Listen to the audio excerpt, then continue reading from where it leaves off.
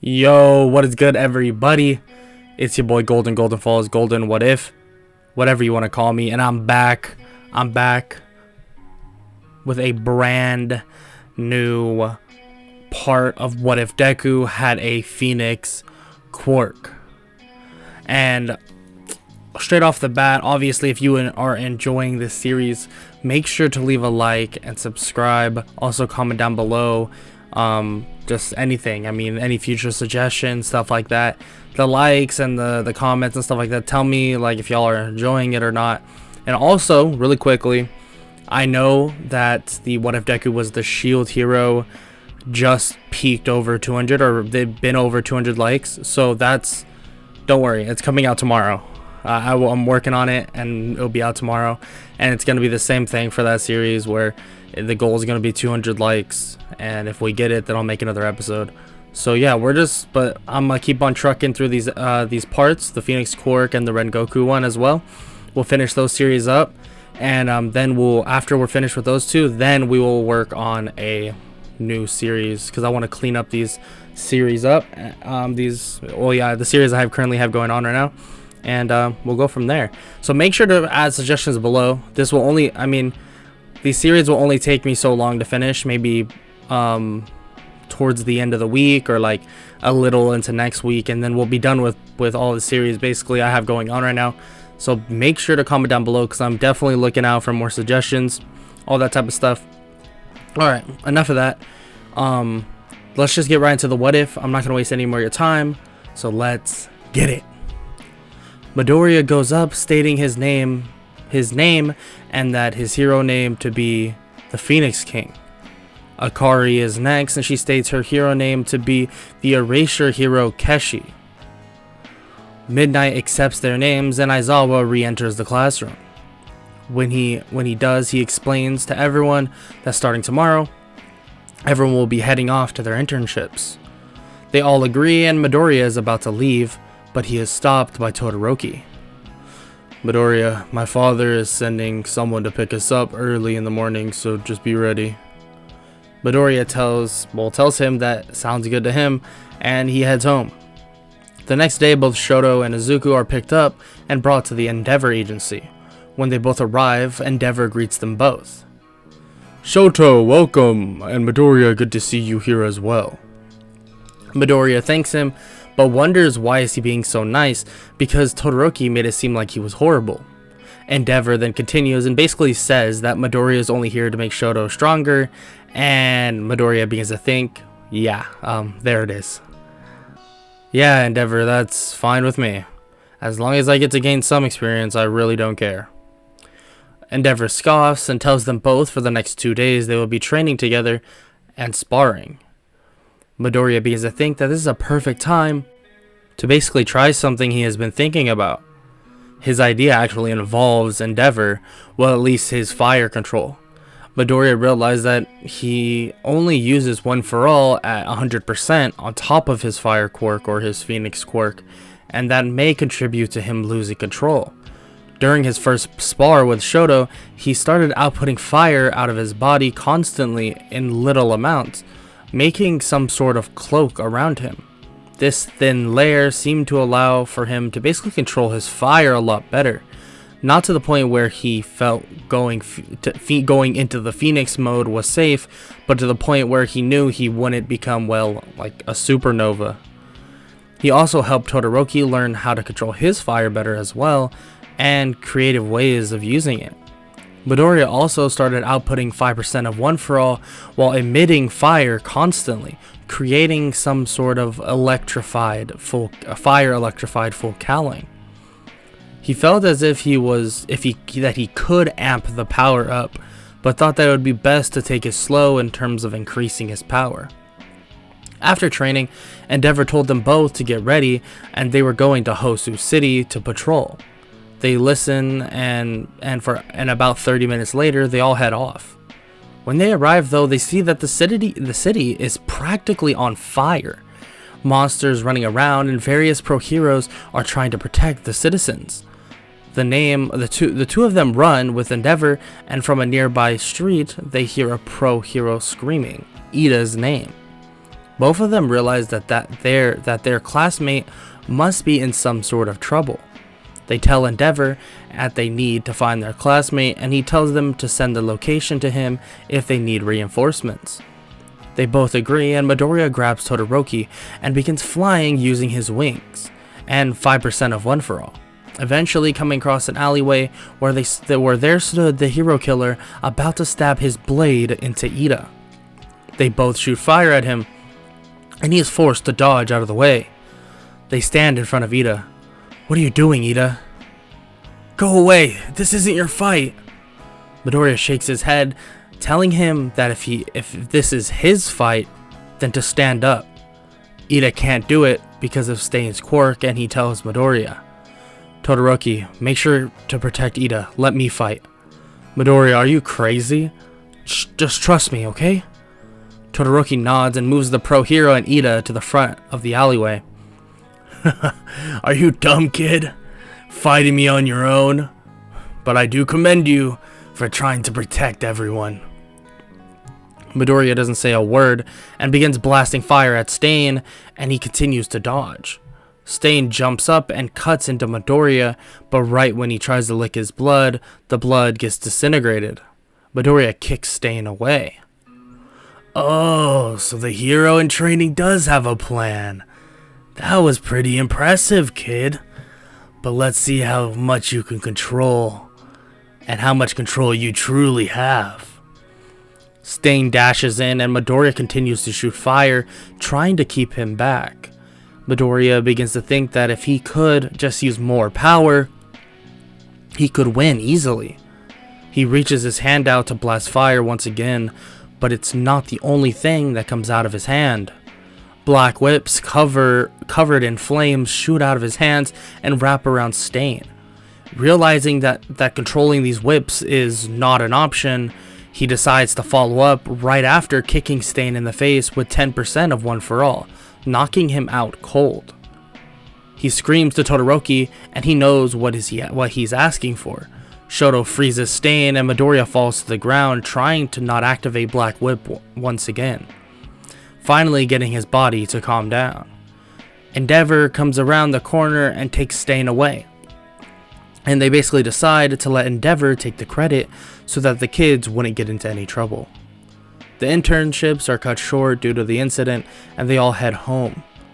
Nezu informs everyone that they're going to be given 3 days off, and Midoriya basically the next day calls All Might to meet with him. "I heard what happened, young Midoriya. You did very well, but what is this about exactly?" Midoriya explains to All Might the power that occurred and that he could barely control it at all.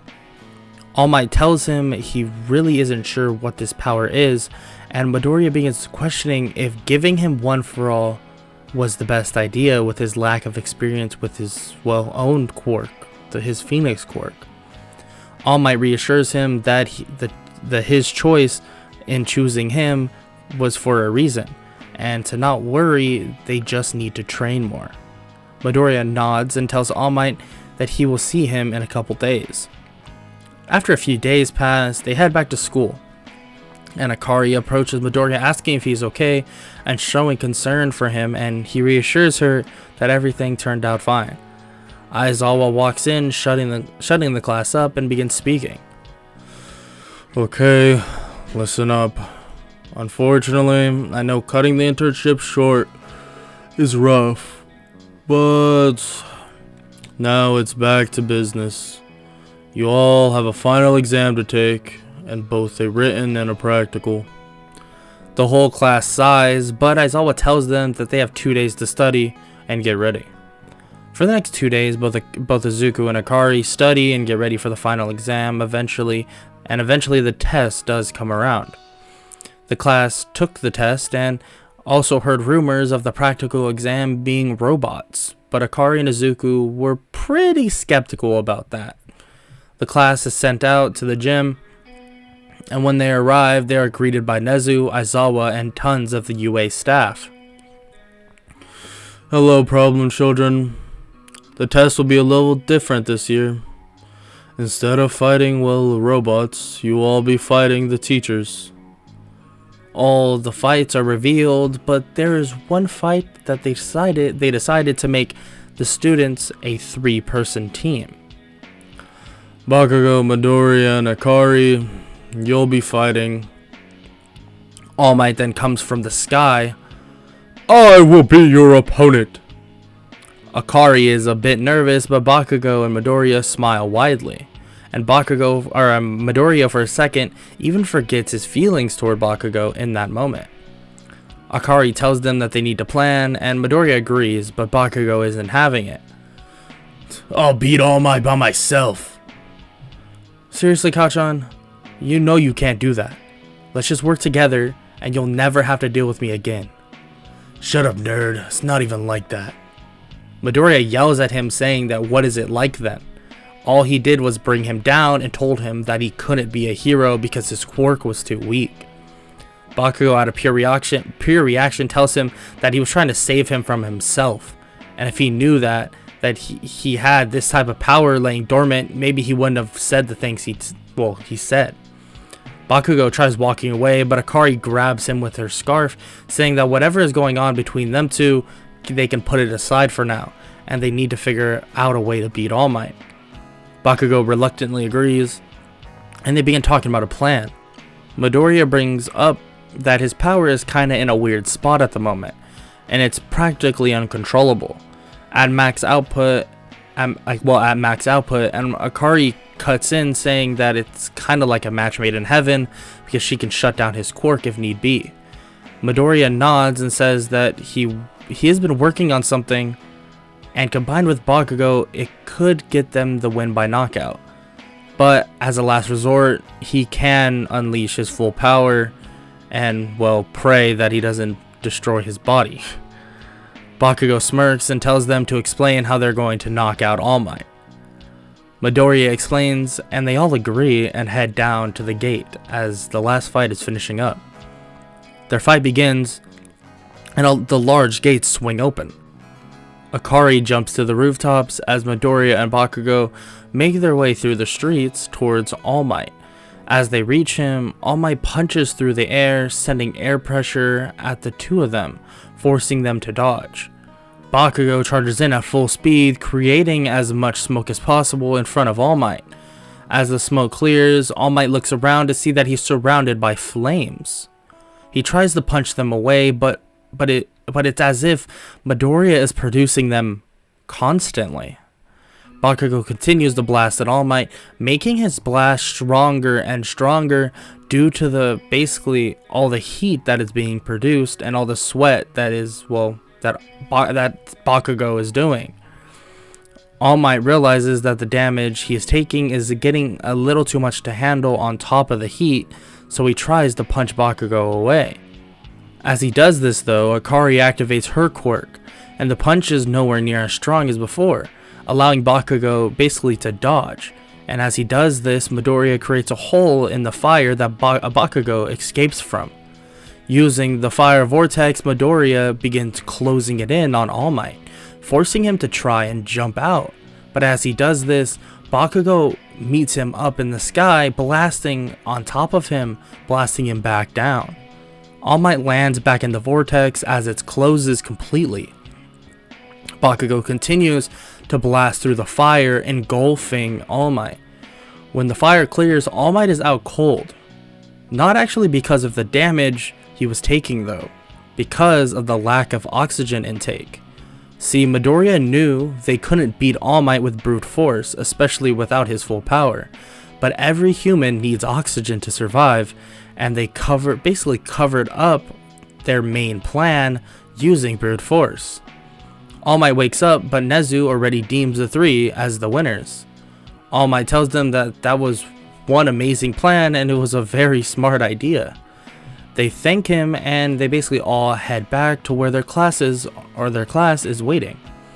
Aizawa then tells the class that the people who didn't pass will be taking extra classes at the Forest Lodge, and that for the rest of them, they will be doing their training they already have planned without extra work.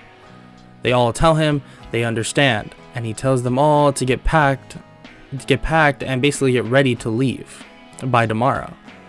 Everyone leaves, and Bakugo and Midoriya have a mutual understanding of their quote-unquote friendship. Midoriya now knows that Bakugo's heart was in the right place, but shouldn't have done it in the way he did, agreeing that they both are on okay terms and obviously now consider themselves as mutuals. The next day everyone arrives and Aizawa gets the class on the bus. They drive for a while and eventually they stop. They all exit and are greeted by the Wild Wild Pussycats. They introduce themselves and Midoriya tells them that he is a big fan. The class then sees the Class 1B bus drive by and realizes that something is off. The class tries to run back onto the bus, but Aizawa laughs and tells them that the training camp, well, starts now. The cliff begins to shift and throws them all off, well, except for one person. Midoriya, go with your class. The Wild Wild Pussycats ask what is he talking about, and they look up to see Midoriya with his wings flying in the sky. Midoriya listens and basically just dive bombs toward his classmates. And that is a wrap for this part, for part 3 of What If Deku Had a Phoenix Quirk. If you enjoyed, make sure to leave a like and subscribe. Also, check the link down below for anime apparel. You get 10% off when you use code GOLDEN at checkout. Super sick clothing and all that, really dope. Straight up, I'm gonna be honest. This is the plan for these what ifs. For My Hero Academia what ifs, they will now go to the Class 1A versus Class 1B arcs, and will most likely stop there or stop at after the agency arc for Endeavor. Only reason why I'm considering stopping them at the 1A and 1B that arc, and like, you know, doing that arc and then stopping, because I feel like there's not enough in the agency arc to warrant me continuing to it. So let me know what you guys think in the comments below. But obviously I still will have those what ifs that go into the manga. I have a couple of them that go into the manga, but it's one of those things that I think I've just decided where the anime kind of stopped at a weird point. So I kind of wanted to just stop at the 1A/1B arc, and then we would go from there. And then eventually, as time goes on, maybe in the next couple months, I would extend it to like the war arc. But ideally, it would have been cool if the anime would have went into the war arc already, because then I would have felt a little better about extending it all the way into the war arc. But yeah, just for future reference, all these what ifs will be going into the 1A versus 1B arc. I mean, obviously, unless someone dies, unless Izuku dies, right? Which I've had what ifs like that where he straight up just kicks the bucket. So yeah, just keep that in mind, that most of these basic, if they go based off the regular format, that's what's gonna be happening. And yeah, that's about it. And I hope y'all enjoyed this part 3 of What If Deku Had a Phoenix Quirk. And yeah, I hope all y'all have an amazing day. Later.